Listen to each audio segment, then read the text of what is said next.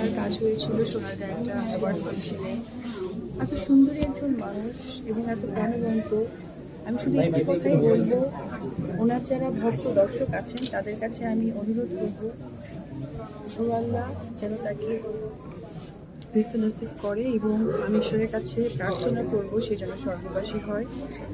তার কোনো প্রকার কোনো কথায় যদি কোনো ভক্ত তারা আঘাত পেয়ে থাকে, অবশ্যই সবাই ক্ষমা করে দেবে।